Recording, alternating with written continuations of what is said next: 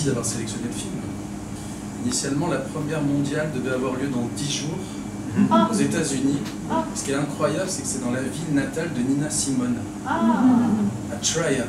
Vous avez tout gâché en fait. C'est comme une religion.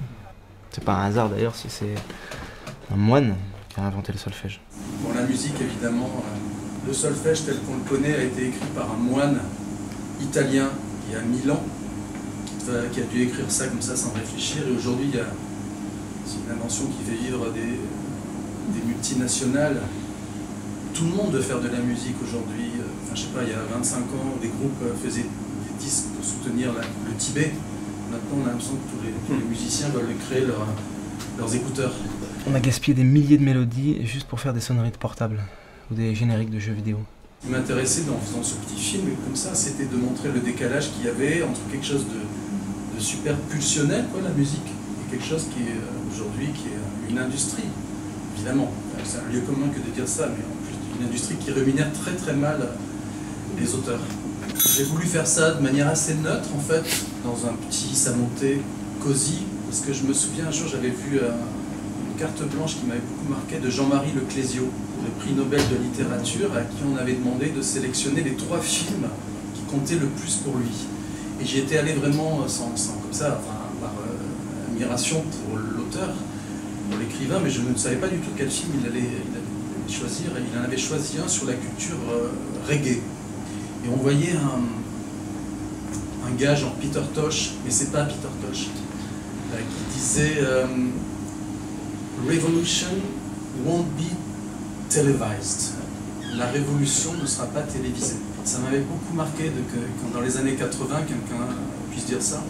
Et donc j'avais envie de mélanger un petit peu le côté onde de choc mondial, quoi. Il n'y aura plus de musique. Et avec un truc voilà, super discret sur la pointe des pieds. Toutes les majors du disque vont breveter les mélodies encore disponibles, et nous les auteurs, on n'aura plus que nos yeux pour pleurer.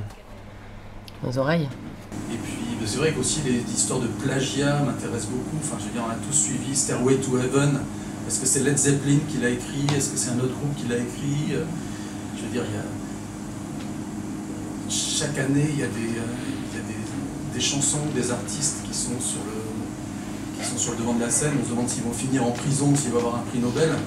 Parce que c'est tellement, voilà, 7 notes. J'avais jamais pensé, mais en même temps c'est logique, regarde. Do, ré, mi, fa, sol, la, si. 7 notes. Même si tu ajoutes les dièses et les bémols, à un moment le nombre de combinaisons il est plus infini, quoi.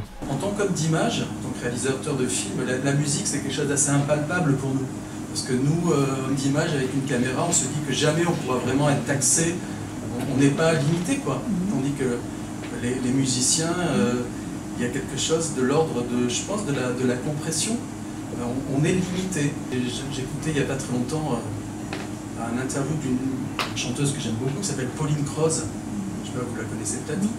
Elle disait en fait que les musiciens, genre Jeff Buckley, à un moment quand ils ont poussé leur cri, quand ils ont dit ce qu'ils avaient à dire, ben, ils disparaissaient. Et que, bon, on peut penser à d'autres musiciens qui sont morts jeunes. Et je crois qu'inconsciemment, ça m'a beaucoup marqué aussi quand elle a dit ça, et je crois que ça peut jouer. C'est-à-dire l'idée qu'un jour, on sera acculé au fait qu'on ne peut plus créer. Voilà. Et puis bon, la musique, c'est comme les gousses de vache. Hein.